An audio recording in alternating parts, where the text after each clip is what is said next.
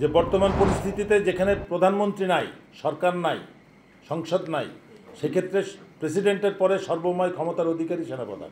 প্রধানকে আহ্বান করেছি মার্শাল ল না, প্রেসিডেন্সিয়াল অর্ডারে ইনএইড টু সিভিল পাওয়ার এর আওতায় সেনাবাহিনীকে ইমিডিয়েটলি সারা দেশে ছড়িয়ে দিতে হবে।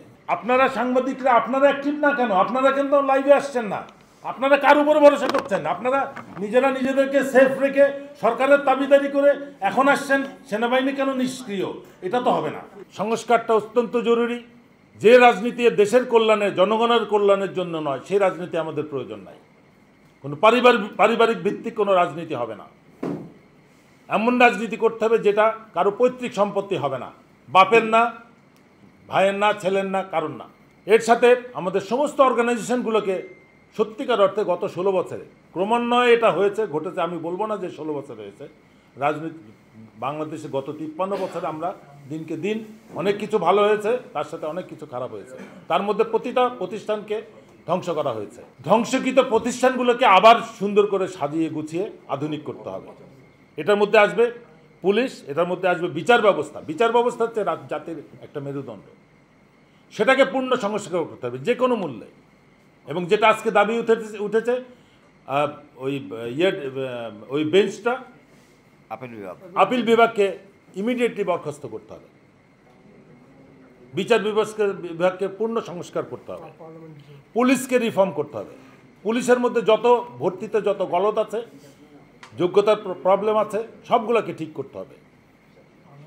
আমরা আমাদের ফরেন কারেন্সির জন্য অস্থির হয়েছি।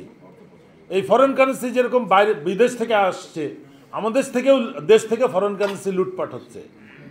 এই অবৈধদেরকে দেশ থেকে বহিষ্কার করতে হবে। তাহলে আমরা অটোমেটিক আমাদের সম্পদ আমাদের দেশে রাখতে পারবো। সুতরাং যে আন্দোলন যেটা শুরু হয়েছিল ইন্ডিয়ান প্রোডাক্ট আউট, সেটার সাথে আমি মনে করি ইন্ডিয়া আউট প্রোগ্রামটাকে আরও জোরদার করতে হবে। রেমিটেন্স যোদ্ধাদের আমরা অত্যন্ত মোবারকবাদ জানাচ্ছি। তারাই সত্যিকার অর্থে সরকারের ভিত কাঁপাতে সক্ষম হয়েছিল। সুতরাং তাদেরকে মোবারকবাদ। এবং বিদেশ থেকে যারা ইউটিউবার ছিলেন, তারা সত্যিকার অর্থে তাদের একনিষ্ঠ এবং দিন রাত খেটে 24 ঘন্টা থেকে যারা বিদেশে আছেন, যারা অবদান রেখেছেন দেশের পরিবর্তনে, তাদের অবশ্যই মূল্যায়ন করতে হবে। যে বর্তমান পরিস্থিতিতে যেখানে প্রধানমন্ত্রী নাই, সরকার নাই, সংসদ নাই, সেক্ষেত্রে প্রেসিডেন্টের পরে সর্বময় ক্ষমতার অধিকারী সেনাপ্রধান। তো সেই হিসেবে তাকে কিছু সিদ্ধান্ত নিতে হবে।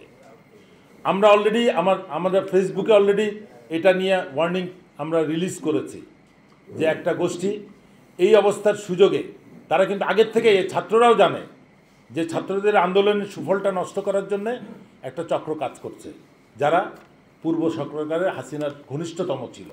তারা কাউন্টার কুর মাধ্যমে তাদের আবার অবস্থানটা ফেরত ফেরানোর চেষ্টা করতেছে। এটাকে কোনো অবস্থাতেই হতে দেওয়া যাবে না। আমরা প্রধানকে আহ্বান করেছি মার্শাল ল না, প্রেসিডেন্সিয়াল অর্ডারে ইনএইড টু সিভিল পাওয়ার এর আওতায় সেনাবাহিনীকে ইমিডিয়েটলি সারা দেশে ছড়িয়ে দিতে হবে।